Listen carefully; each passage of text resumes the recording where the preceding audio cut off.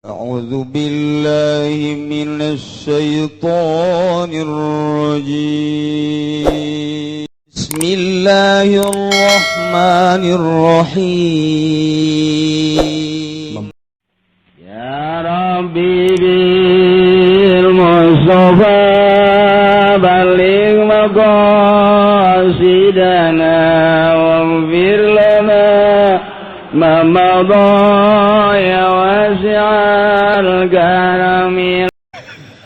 Eta tauhid teh tauhid cangkang patali dengan sakadar kaawak kos kitu eta mah geus engke urusanna ge kadituna syariat ngagendeng tah nu kos kitu ngomongna ge atuh budak urang mah hirup atuh kudu bersyariat atuh teu bersyariat mah teu bisa salah henteu teu salah atuh hayang boga duit teu usaha bener kajian kuku bage bener jasa tuh kudu nyareat yang gering mah tuh kudu ka dokter salah henteu aja kumaha atuh teu kuku baha ngan datang kadinya doang teh urusanana urusan syariat tauhidna urusanna jang sakadar lisan awak doang tambah kos kitu mah tuh teu meunang manggil bahaya haji bae marudah tauhid kos kitu mah meng pelehe diaji jana tauhid ngajar malah mah pohara jasa aju dibere gering mulai nyana Allah malik astagfirullahaladzim ya Allah subhanallah astagfirullahaladzim malaikat bebeja ka Gusti mending digeringkeun bae cenah emang kudaon cek Gusti beker carita dongeng supi kamari manyana kerti dibere gering teu pernah zikir ka Gusti kan kaambe kukula zikir teh kan seungit kaambeuna kemudian salila nyana teu pernah gering bau jasa hangru barangnya na gering seungit kaambeuna lantaran terus bae Allah istighfar lah mending digeringkeun we Gusti cek yang tuh malaikat ge nitah ngageringkeun ka jelema kos kitu mah kadu tilok zikir-zikir mah coba teu kaambe-ambe bagus kunyana nah engke ku Gusti Allah disehatkeun deui coba sehat nyana inget teu ka aing barang sehat saeutik bae ya Allah poho deui bae kos saya jelema moal dibejakeun ngaranna tabrakan jeger potong sukuna potong urut ka dokter alhamdulillah make tongkat bisa ke masjid Jum'ahna nu tilok jubah tatadina jam 10 geus datang ka masjid nyana neangan tihang kieu we ditihang sasalaman tihalamat bisi tigaleun ieu kula mah geus naon gara-garana hayang ditihang bae cekeuna sebab ieu suku itu datang ke rada cager masih kena tah make tongkat barang teu make tongkat boro-boro ditihang teu Jumat eta teh jelema teh berarti bagusan kene dibere tabrakan deui abe Jumat deui tauhid sifat kos kitu bae teu meunang dibere gering aral teu meunang dibere rugi aral teu meunang dibere susah aral tauhidna tauhid sifat eta mah tauhid awam eta mah tauhidna tauhid lumrah teka nu kos kitu ambalayah eta mah tauhid kos kitu mah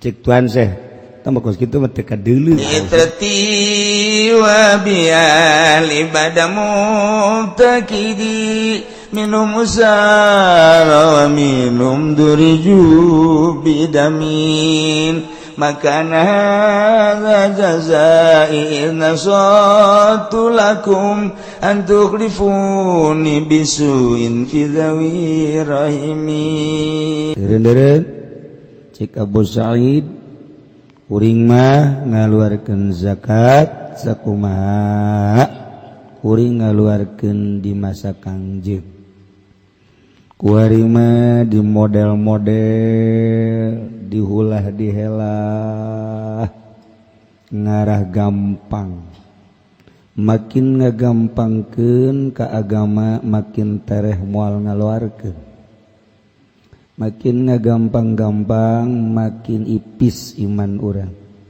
Contoh urang deuk salat ngagampang-gampang lah moal salat sunnah lah langsung bae farduna sapira sunnah. Sekali dua kali kebal-kebal nu wajibna ge teu. Kebal-kebal nu wajibna ge teu. Tah eta gampang-gampang kana ibadah kos kitu. Urang salat tahajud tuh genep rakaat isuk malah 4 bae. Isuk malah 2 bae aja cukup 2 ge nu penting mah hudang we. Kebal-kebal moal.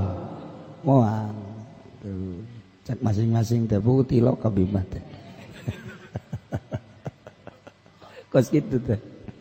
Teh shalawat urang di istiqomahkeun ba'da salat 11 nandakeun cinta ka Kangjeng Nabi terus 11 lantaran ngabesan kebelah disakalikeun ka asar ba'da zuhur teu ba'da asar teu kebelah ba'da maghrib abe tenang dihijikeun qada mun sarak urang mah terus ba'da maghrib capek henteu isuk mulai tah terus sakali henteu kaditu maca henteu maca kaditu henteu nu geus kitu kan lamun jelema manta salat maca shalawat aya sinar Kangjeng Nabian di beungeutna ieu mah kan lain sinar Kangjeng Nabi nu aya sinar karunggoni nu aya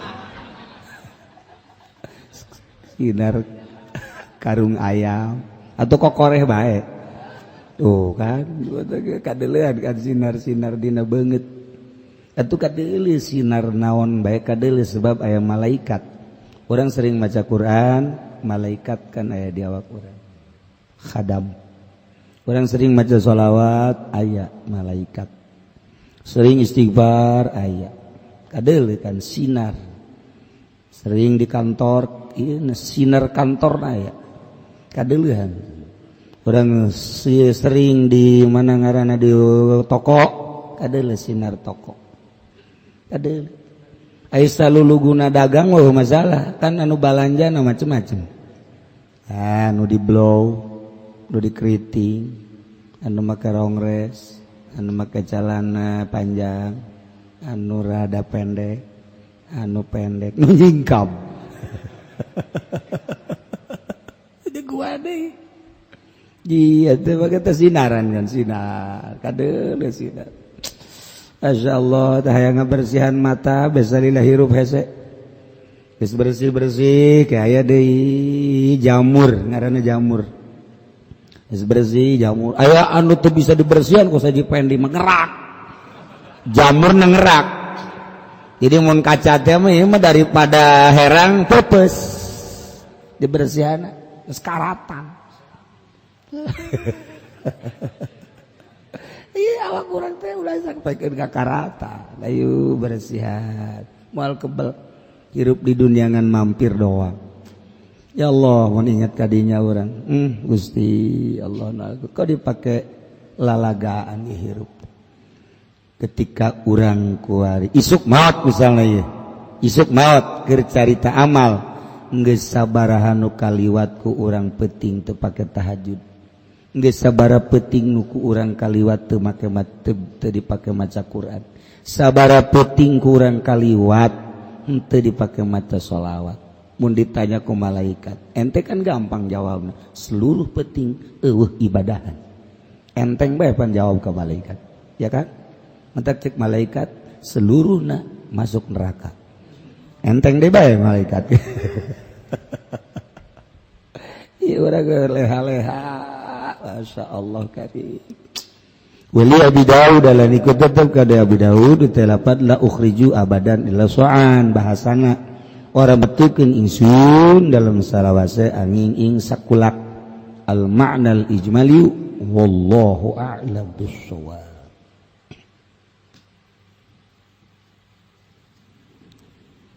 Bismillahirrahmanirrahim fal ma'rifatu maka utai marifat ala nawain tetap ingat serong warna marifati sifatillahi ta'ala siji marifat ing sakehe sifat Allah Ta'ala wa marifati zatih lan marifat ing zat Allah fa marifatu sifati takunu hawul jismi fid darain maka utai marifat sifat iku anaya marifatu sifat iku dungduman hawul jismi iku dungduman jisim ing dalam dasaroro wa marifatu zat lan utai marifat zat takunu iku anaya marifatu zat hawar ruhil kudsi fil akhirah iku dungduman ruhil kudsi ing dalam akhirat kama qala Allah Ta'ala kaya wala ngadawu sapa Allah Ta'ala ing ayat wa ayyadnahu biruhil kudsi wa hum muayyadun lan utawi iya nas kabeh muayyaduna nas khosoh iku kang den kuatan kabeh biruhil kursi kalawan ruhil kursi atau wahum lan utawi ya rijalil haqq rijalil haqq auliya bahatani maripatani lan utawi kilah rorone maripat roro latasuan iku ora hasil ya karone hatani maripatan illa bi ilmain angin kalawan ilmu roro ilmu zahiri wa ilmu batin siji ilmu zahir lan ilmu batin al-madhkurain kang den tutur karane bihima kalawan karane ilmu zahir lan ilmu batin kama qala alaihi salam kaya Allah ngadawu kangjeng Nabi alaihi salam ing lafaz al-ilmu ilman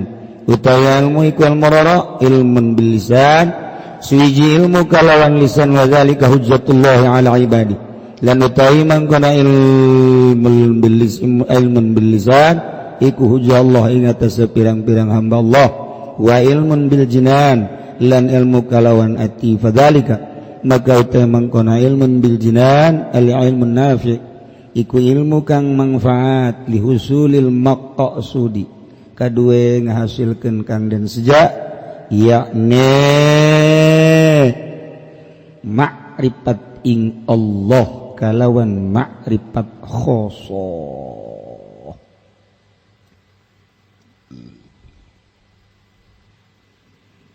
urang hirup menang ngadamel Allah ku ayana kitu urang titah wauh ka Allah jelema nu teu wauh ka Allah moal bisa ibadah deuk kumaha ibadahna lamun teu wauh ka Allah ngawaukeun ka Allah dua rupa hiji wauh kana sifat-sifat Allah nomor kedua wauh kana zat Allah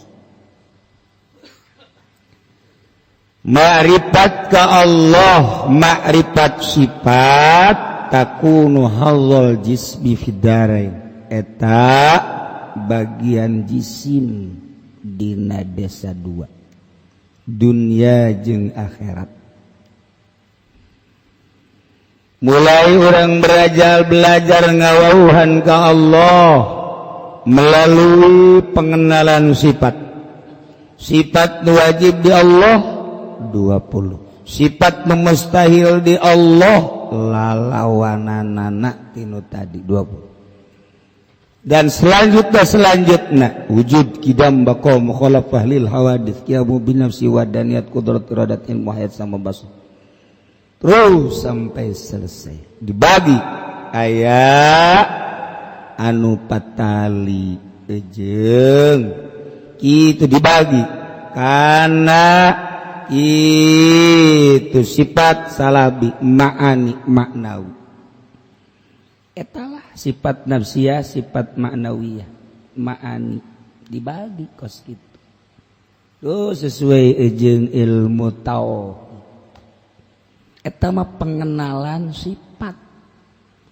terus we urang ngaji wujud tidak wujud ayana Allah wajib sebab aya dada melanana di antara dada melanana adalah tai kotok geus ayana Allah didalilan ku ayana tai kotok beres geus eta tai kotok bisa jadi dalil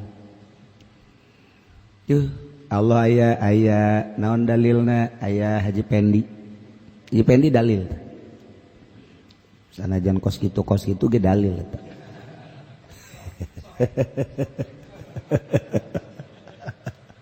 tuh kan Allah aya naon dalil aya dadamelanana mustahil aya dadamelana eueuh anu ngadamelna percis kos ayana tapak kebo mustahil eueuh kebona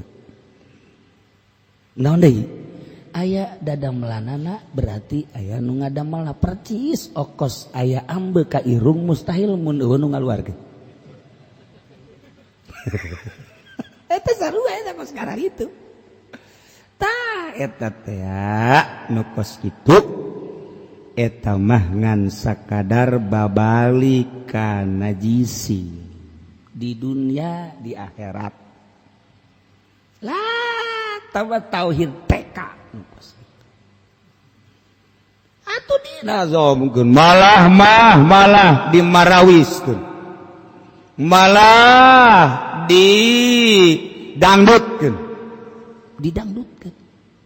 eta tauhid teh geus puguh digambuskeun eta tauhid nu kos dinyanyikeun ku ari dinyanyikeun eta tauhid teh tauhid cangkang patali dengan sakadar ka awak kos kitu eta mah geus engke urusanna ge ka ditunda syariat ngagendeng tah nu kos kitu ngomongna ge atuh budak urang mah hirup atuh kudu bersyariat atuh teu bersyariat mah teu bisa salah henteu teu salah atuh hayang boga duit teu usaha bener kajeun kuku bage bener jasa teu kudu nyareat yang gering mah teu kudu ka dokter salah henteu aja kumaha atuh teu kuku baha ngan datang kadinya doang teh urusanana urusan syariat tauhidna urusanna jang sakadar lisan awak doang tambah kos kitu mah tuh teu meunang manggih bahaya haji bae marudah tauhid kos kitu mah meng telehe diaji jana tauhid ngajar malah mah pohara jasa aju dibere gering nyana geus ngomongna ge jabatur ge ngadahar eta tapi jate gering ja aing mah kok ngadahar eta jadi gering dia batur ge teu dahar kamari teh ngabesan jatuh nyeri beuteung ku aing mah nyeri beuteung kok ieu Gusti Allah wilah mulai tah ka Gusti Allah nyedekeun tah eta takos kitu tah eta tauhid ngaranna tauhid cangkang lamun jelema tauhidna ngan datang ka dinya doang eta salat mah salat malah hebat salatna mun loba jelema tahajud ge tahajud nya mah duha satungtung aya jelema terus beta deneureun wates nya salat 2 rakaat usolli salat 2 Allahu akbar aya kana jelema duha deui Allahu akbar aya kana jelema Allahu akbar aya kana jelema Allahu akbar geus 8 rakaat ye aya kana jelema pindah deui nu saejeun Allahu akbar nu itu eueuh aya deui jelema Allahu akbar dihitung-hitung 20 rakaat duha lantaran aya jelema tauhid teh tauhidna tauhid mengpeleh pas kitu Masya Allah itu kos menteri teh di zaman Soeharto kos menteri kiai ngabahas tahajud bahwa solihin itu tidak ada yang tidak bangun malam minimal 2 rakaat apalagi kalau wali Allah menghidupkan meramaikan malam dengan ibadah kepada Allah yaitu tahajud tuh dibahas tak kiai beres menteri beresnya menteri kalau tadi kiai membahas tentang tahajud di malam hari alhamdulillah saya telah bisa tahajud siang malam hebat kalau kiai coba tahajud malam saya sudah melaksanakan siang tahajud terus goblok deh tanya ke Pak Harto bagaimana Bapak juga tahajud siang ya saya juga udah bisa siang malam sarwana eta bangsa guruna atuh kos JPN atuh muridna ge kos itu teu beres. Masa sih tahajud siang malam atuh engke ge duha siang malam. Alhamdulillah kiai-kiai kan cuma pagi doang duha, saya sudah siang malam tuh tahajud pokoknya duha. Waduh masya Allah pahara ya. Teu make aturan termasuk Rajeng Soeharto teh anak-anak ini masya Allah umur segini udah bisa 30 juz, nanti kalau udah besar mah bisa 40 juz ini mah talar Qurannya. Eta kan jadi tetep baik lamun aya jelema lain ahli agama ngomong agama pasti disoledat engke ge. Lamun aya jelema lain ahli politik ngomongkeun politik disoledat. Kos kula atau ngomong politik sering disoledat atuh kajian teuing aing ieu sabira aing disengsarikeun ku ahli politik sadaekna sia ngengsarikeun aing eta emang aing mah bodoh ieu eta keur ngomong wae ngan bodoh-bodoh ge aing geus pisan ropong sia ka neraka beres.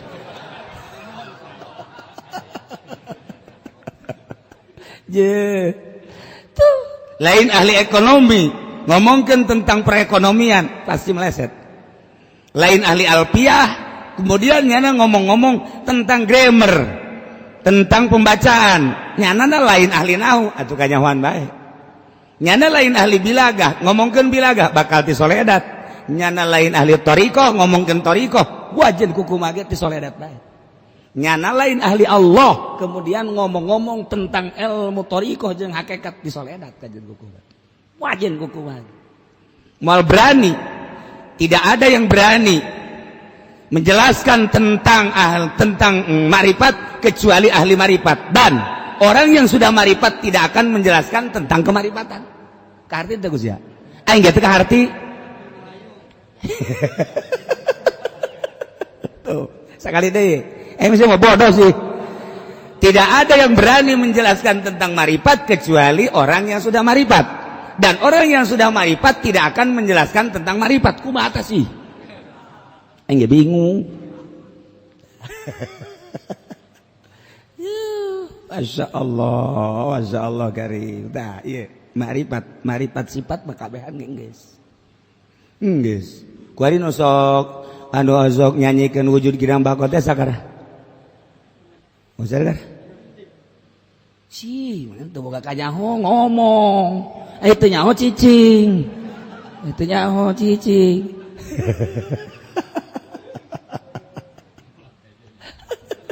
Ya mah nyanyahoanan ngaranna kan. Eta nu kitu nu ti heula maka dituna.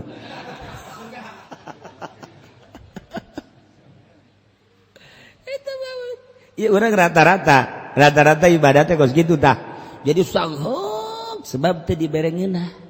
Nu mantak teu dibere geunah nu timbul sangeuk lantaran teu wauh ka Allah. Teu wauh ka Allah mah teu sangeuk. Urang kuari titah datang ka imah gitu. Bintang film nu ayeuna teh sakara? Nu tenar teh nu bagus nu geulis teh sa? Ngomong. Geus da tarolah sia mah teu nyaho nu kuari keur tenar mah da nu buburigilan da.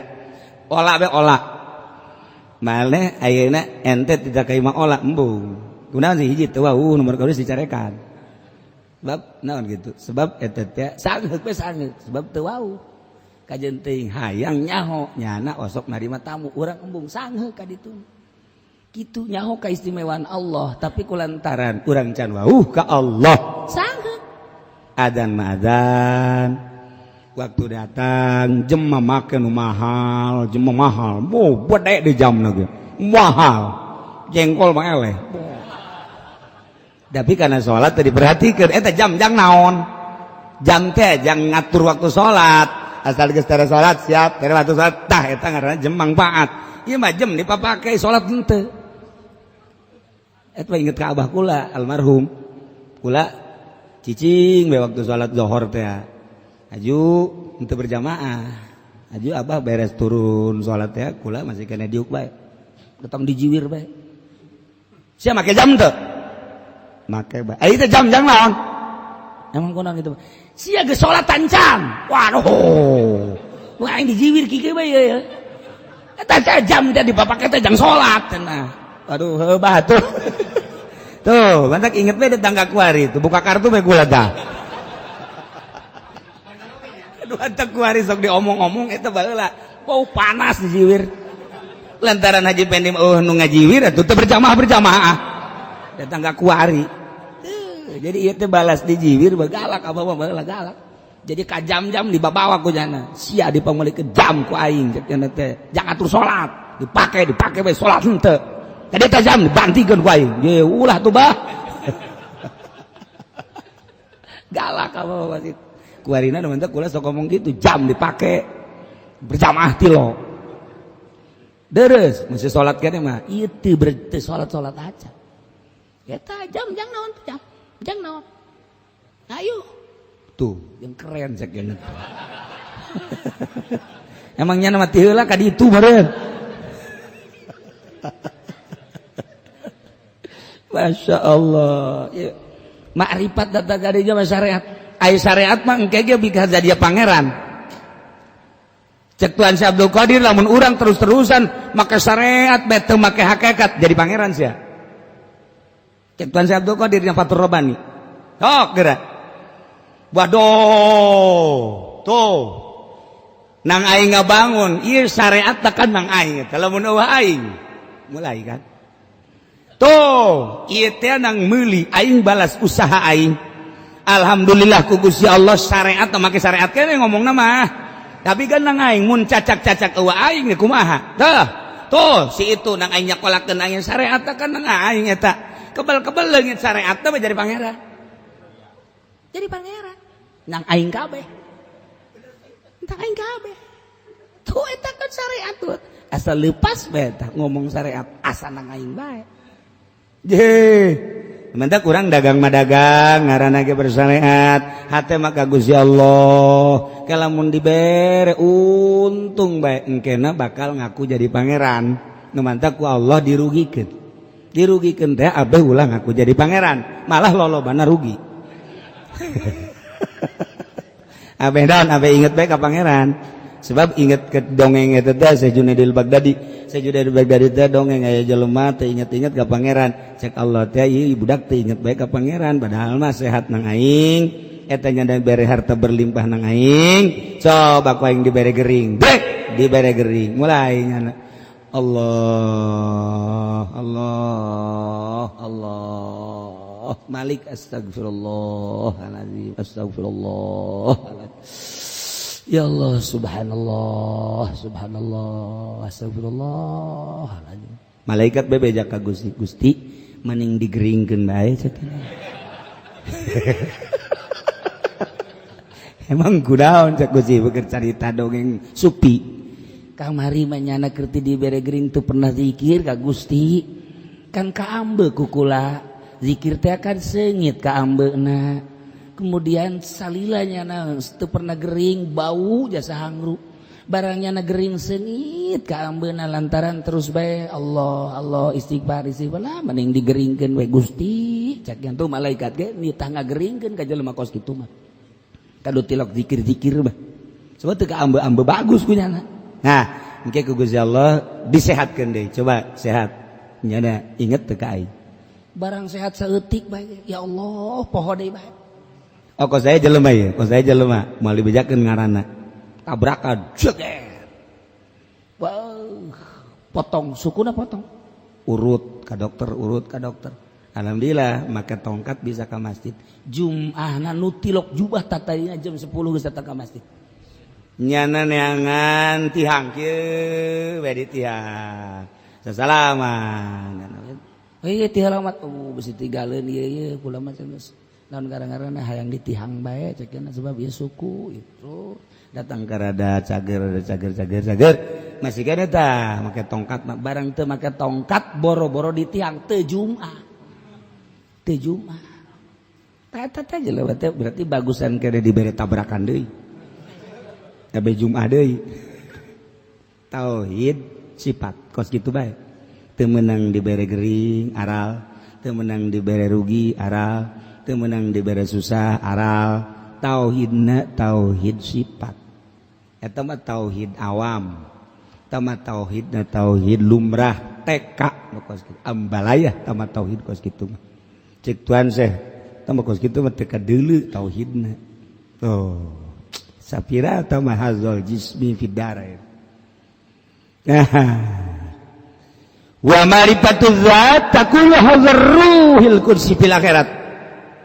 Marifat zat ialah bagian ruhil kursi, ruh anu bersih jaga di akhirat, murni ngagenclang. Lewat tinu tadi melalui pembersihan batin nyana nyekalakeun awak aya lelembutan di jero lelembutan teh aya panyakit aya laum aya hawa aya makruh aya ujub aya gibah aya riya picen aya kitu jahlu aya bodoh aya hubul jahumul mal hubur dunia hubur riasa picen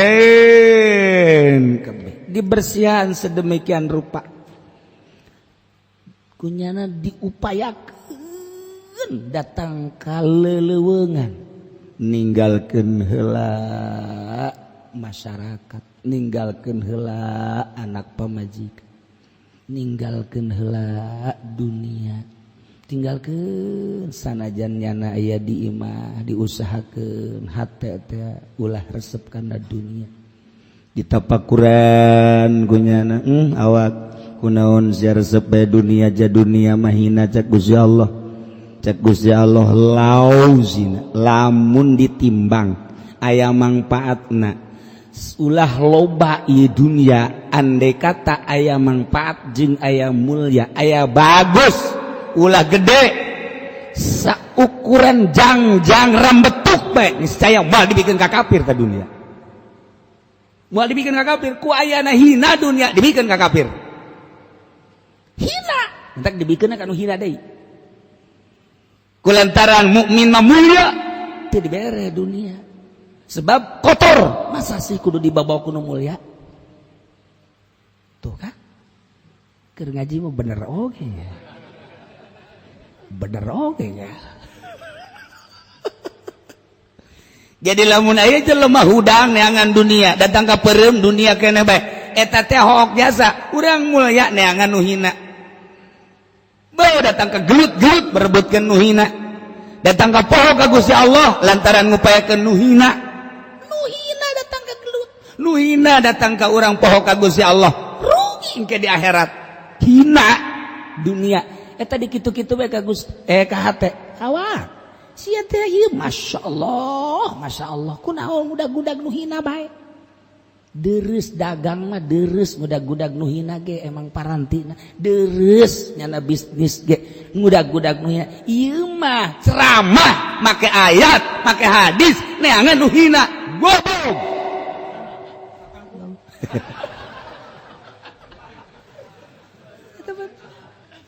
tuh insyaallah pohara jasa tuh ai kitu mah nyana dagang geus tanggung hina di akhirat ge geus mal hesen deui malaikat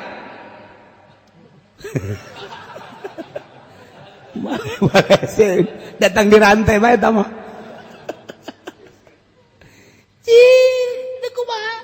tadi kitu-kitu bae heulanan dikitu-kitu bae dikitu-kitu teh maksudna ieu urang supaya bersih tidak dunia terus bae sapoe dua poe aya heueuh neran bahwa eta dunia hina mun encan aya anggapan di jero hate urang bahwa dunia hina urang masih kana can boga makom terus bae hese kudu boga guru mantak didinya lah guru mursyid datang nyanggakeun sadaya-daya abdi teh pangurus geni awak nyaan sia mohon daek sia ninggalkeun pamajikan mombong bohong ai gitu matak bohong loba anu bebeja ka ku lagi ulah mah jadi panguruskeun bae kiai awak lah cenah di ka Allah keun boga pamajikan sia boga ai mah isa naon dia dagang mun eureun dagang daek ieu tuh kumaha cenah bohong berarti sia sia mah maca sholawat bae bohong berarti emang kudu heureut ci atuh cenah urang kumaha dahar nah ieu teh endek mindahkeun keyakinan nu tadina urang boga keyakinan mun teu dagang teu dahar kuari mah tinggalkeun eta kuari ka Allah pan bisa kos kitu pan Allah teh yuhyi wa yumit Astaghfirullahaladzim alladzi la ilaha illa huwal hayyul qayyum wa atubu ilaihi hayyul qayyum. La ilaha illallah wahdahu la syarika lah lahul mulku wa lahul hamdu yuhyi wa yumiit wa huwa ala kulli syai'in qadir. Dibaca unggal manteu salat kurang. La ilaha illallah taya pangeran wajib disembah kecuali Allah wahdahu Allah teh hiji la syarika lahu nu ngabarengan wahdahu la syarika lahul mulku Allah teh anu jadi raja kerajaan aya di Gusti Allah milik Allah kerajaan atuh Allah baraja di daja.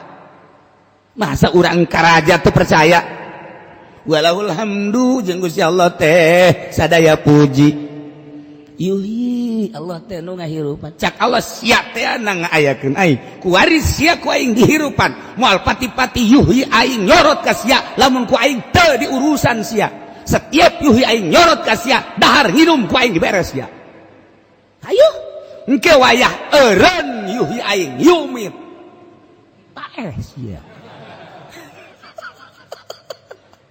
dibaca kurang tapi kurang yakin tetap baik dibaca kurang lantaran urang ieu tauhid sifat doang makanya syariat tetap baik balik deui dagang modah oh hese endek pindahkeun keyakinan eta mantep kitab ieu mah lain ajieun bangsa tukang karung lain ieu mah endek mindahkeun keyakinan perasaan urang nu tadina rasa urang mun teu dagang mah deuh moal boga duit mun teu tani mah deuh moal boga duit mun teu gawe mah deuh moal boga duit deuk micen eta deuk dikaallahkeun doang waduh atuh kos kitu mah cenah eta kumaha mantap hese ge jadi wali lain zikir lah zikir mah babari illallah dinusugi makomu panjang ngariung dinusugi angel kiai tolol tak kiai la ilaha illallah la ilaha illallah la ilaha 100 naik deh illallah la ilaha illallah la ilaha illallah la 200 illallah la ilaha illallah la ilaha 300 la ilaha dibaca ieu panjang amat abe gede dinu susah la ilaha illallah la ilaha illallah la ilaha illallah Muhammadur Rasulullah kiai sagedeung amat nah panjang-panjang ge jamal gede eta tauhid sifat kos itu arahanana mangpaatna jang jisim sakumaha tadi tah takunu hadzal jismi fid darain ibadahna lumpat ka jisim sagalana lumpat ka jisim utar aturna wudu kumaha ngababagus jisim salat ngababagus jisim jang awak bae roh kolbu teu pernah dibeberes eta tauhid sifat kos kitu mun ditanya ku urang Allah aya anu ngahirupan sia Allah anu nyugikeun sia Allah anu ngamuriangkeun sia Allah nu nyahatkeun Allah pinter wabeh je pinter jasa malah make dalil lagi geus teu kudu henteu cukup make nas make mantek segala rupa martin lagi bulede atuh hebat jasa kiai emang teu hebat kitu lamun ngaji tauhid hebat jasa lamun geus ngabahas tauhid make alatna yakni makulat beuh pahara jasa innal makulati ladaihim tusaru fil asyi wa hiya jauharun wa hiya aradun wa jauharu dulur sing hade bahwa aya johar aya arad aya johar anu kitu maqama binafsi ari arad anu kitu maqama bigeri johar maqama binafsi arad maqama bigeri arad engke bakal kabagi ayat 9 ieu kabeh maujudat mumkinat johar arad eta kabeh adalah nu mungkin Allah lain johar lain arad wow jago jasa mulai kuari di dalilan nu maqama binafsi kat maqama bigari bet ndek nyaritakeun ngamurnikeun Allah melalui dalil hebat jasa hebat lain lalagaan make alatna segala rupa geus nas Al-Qur'an geus hadis geus mantek geus make makulat hebat jasa dibere we teu boga duit ingat tutulungan Gusti ya emang kuna gitu aing teu boga duit jasa ieu mana pamajikan ada muriang anak deh aduh di rumah sakit eta ngaranna tauhid meng peleh di makulatan tinggal di makulatan tauhid anu hebat awak aing sehat nang Allah gering nang Allah sondor aing minta tulung ka sia Ndek ka Allah bae aing mah hirup nang Allah paeh ge menang Allah. Bas kumaha Allah bae. Keur ngaji mah mantep. Giliran bae keluar ngaji, boro-boro geri, teu boga cai bage. Teu boga cai, walah wah weuleuh. Tah deuk jadi wali teh hese. Deuk masrahkeun sadaya-daya ka Gusti Allah. Urang kuari kieu bae lah. Ai tauhid sifat baga datang ka dieu, panjang tah dongengna. Kieu. Urang berang aktivitas terus maghrib urang carita ngaji datang ka Isya terus aya deui riungan tetangga kabeneran ngariung datang ka jam 12 balik ka imah deuleu jambu jam 12:30 aduh besi kaberangan ya subuh ya hayang hudang ti peuting ya udang we jam 3:30 jam 3 hayang we udang bener diudangkan gua jam 3 aduh isuk tunduh lah SD bae subuh bae engke subuh ge hampir jam 5:30 hampir jasa eta ngaranna tauhid sifat ai tauhid zat mah lain kitu urang aktivitas jam 12:30 ya Allah ya Rabbi abdi diciptakan ku Gusti Allah dibere kuat jeung teu kuat nang Gusti Allah. Kemudian abdi minta dibere sare Gusti. Kemudian abdi hayang hudang sekitar jam 2 atau jam 3. Abdi teh kapan nang Gusti dititas tahajud teh ku Gusti.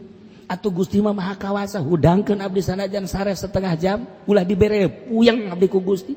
Haju abdi rek tahajud isukna ulah dibere tunduh ku Gusti. Ya Gusti mah maha kawasa abdi percaya ka maha kawasaan Gusti. Abdi nyerahkeun sadaya-daya. Abdi bate daya teu upaya ja ayana ge lain nang abdi gagah lain nang abdi kuat lain nang abdi ja jelema anu dahar bae teh dibere kuat henteu bae abdi dek nyerahkeun sadaya-daya ka Gusti mangga nyanggakeun sadaya-daya abdi nu Gusti abdi hayang hudang jam 3 hees jam 1:30 set setengah jam dihudangkeun ku Gusti alhamdulillah teu puyeng terasa bareng jeung Allah langsung mandi langsung wudu salat sholli sunat tahajud Allahu Akbar. Masya Allah.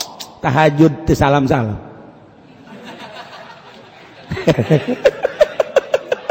Pas tahiyat teu salam. Masya Allah. Jak pamajikanna tahiyat kebel amat. Datang ke jam 7.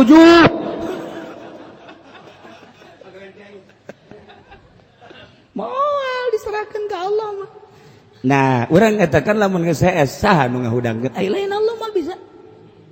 Nang Allah ketika orang sare dihudangkeun ku Gusti Allah hudang sia hamba aing sia dipake kakasih ku aing sia teu kakasih aing hudang sok nah seakan-akan mandi wudu sok salat aing resep ngadenge pujian-pujian sia ngadenge kapasrahan sia ka aing sakumaha sia pasrah ka aing ku aing bakal diladenan sakumaha keyakinan sia ka aing ku aing bakal diladenan ku aing ana inda zonni abdi bi aing mah kumaha sangkaan sia boga sangka bahwa nu mere kuat aing mere ka sia boga sangka anu mere gagah teh aing mere sia boga sangka anu bakal mere bisa teh ibadah aing bakal dibere sia madak ulang urah boga rasa nang aing lamun urang boga rasa nang aing sakitu bakal dibere capek nah melalui tauhid zat dibagilah ku ari kurang tauhid sifat,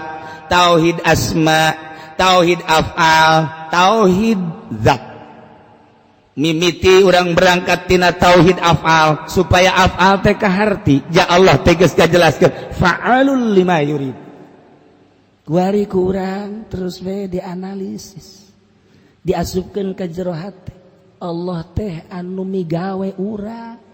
Lempang teh digawe nang Allah fa'alul lima yurid diuk teh pagawean diuk nang Allah fa'alul lima yurid kicep teh pagawean kicep nang Allah fa'alul lima yurid denge teh pagawean denge nang Allah fa'alul lima yurid wabeh kamamana kumaha ge ieu teu kaluar tina pagawean Allah lempangna nang Allah diukna nang Allah asupkeun ka jero qalbu urang selusup orang nang Allah terus sapoe 2 poe 3 poe engke karasa ketika menang Allah Gusti teh daya teu upaya la haula wala quwata illa billahil aliyil azim horenganan henteu ngabalang hiji jelema kecuali malangkeun tenang Allah. Henteu datang eta panah ka ditu kecuali nu ngadatangkeunana Allah. Henteu ragag eta barang bang di luhur kalapa kecuali ragagna menang Allah.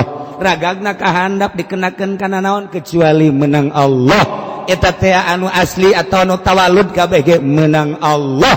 Fa'alul lima yurid. Asupkeun ka jero hate mulai kabeh menang Allah. Asa aya Allah teh urang lengkah nang Allah, urang kadi nang Allah, urang kadi nang Allah. Asa babarengan bae kan jeung Allah teh mantap. Moal aya capek engke mah kadituna moal aya waktu. Moal aya waktu teh kapan panon poe? Panon poe teh nu ngaleumpangkeun Gusti Allah. Ketika urang geus deukeut jeung Gusti Allah, aing makhluk panon poe bisa nurut lantaran sama-sama makhluk. Sesama makhluk tidak boleh saling mendahului. Ji atuh kajian Nabi Yusa perang can anggeus kumaha gitu. Ya Allah ya Rabb, apan ieu teh perang dititah ku Gusti sementara can anggeus ieu perang ieu panon poe teh pan endek datang endek surup. Lamun ieu panon poe disurupkeun moal beres ieu perang abdi deuk kadatangan malaikat tukang narik panon poe. Hei malaikat eureun heula sia. Eureun heula ulah waka disurupkeun ieu. Emang enon can beres perang eureun. Awas ya diancam ku sia. Lamun terus bae diseret datang ka surup awas ku sia. Oh tuh cenah balik kan hampura. Ditahan ku malaikat. Perang beres setengah jam kemudian beres. Malaikat silakan. Bakar narik malaikat bebeja ka Gusti tah sih bagawat teh mah. Tuh sama-sama makhluk.